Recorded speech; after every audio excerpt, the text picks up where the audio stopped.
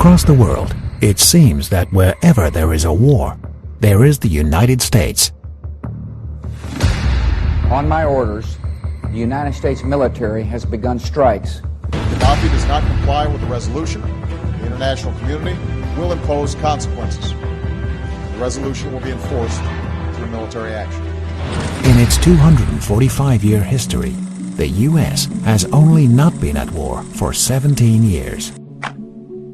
From the end of World War II to 2001, Americans were at the heart of 81% of the world's conflicts, 201 out of 248 in 153 regions of the world.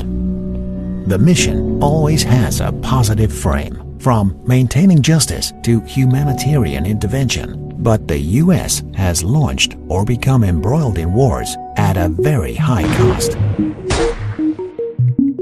During the Korean War, more than 3 million civilians were killed and critical infrastructure was crushed. In the Vietnam War, 2 million civilians perished and at least 350,000 tons of explosive bombs and landmines left a legacy of havoc. In the Kosovo War, the U.S. dominated. NATO bombed the Federal Republic of Yugoslavia for 78 straight days, leaving a trail of destruction. More recently, the 21st century wars in Afghanistan, Iraq, and Syria mean that almost every U.S. president since World War II has declared or intervened overseas. However, while delivering humanitarian disasters to other countries, the United States has enjoyed a money-spinning business. For many years, wars and preparations for hostilities have been integral to America's prosperity and affluence. Indeed, war is the business of America. The business of oil. A lot of meetings on foreign policy. You know, for years and generations, wars have been fought over oil.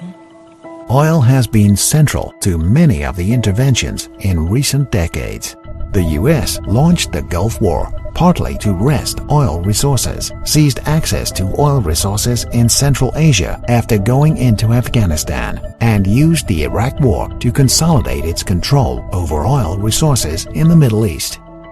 U.S. strategic analysts predicted before the war that although the cost of the U.S.-Iraq war would be about $177 billion, the value of Iraq's oil reserves was $3.4 trillion. The business of military industry. In the councils of government, we must guard against the acquisition of unwarranted influence, whether sought or unsought, by the military-industrial complex. Emerging during World War II, the military-industrial complex gradually became one of the key pillars of the U.S. hegemony. This concentrated economic and military power industry runs for war, feeding a large number of workers and members of Congress along the way.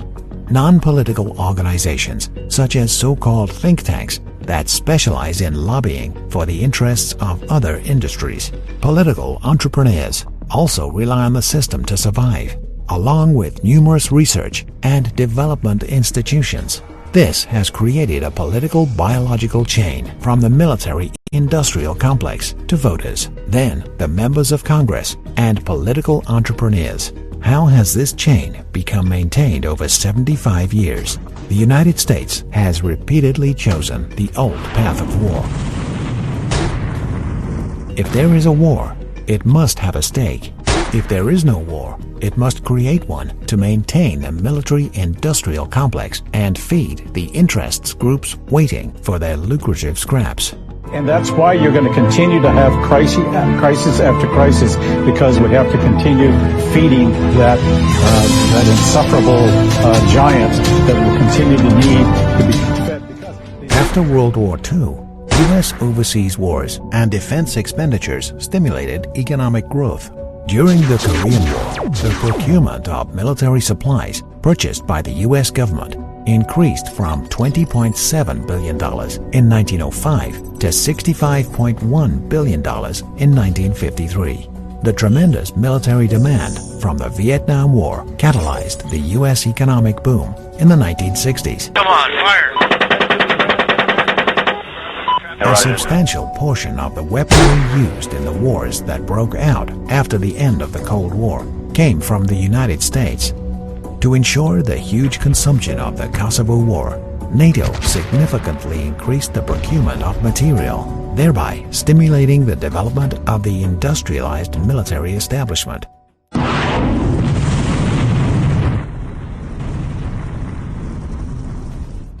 After the September 11 attacks, American economists published an article titled "Prosperity Will Rise Out of the Ashes" in the Wall Street Journal, predicting that the future war on terrorism would bring prosperity back to the United States. Over the 20 years since the war in Afghanistan began, the stocks of American military-industrial giants have soared.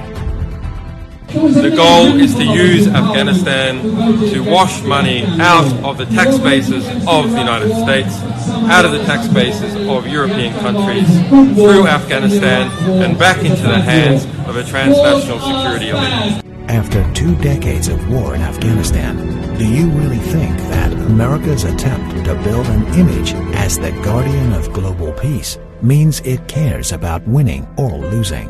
What it wants is to fight a war and keep on fighting for its own interests, whatever the consequences for others.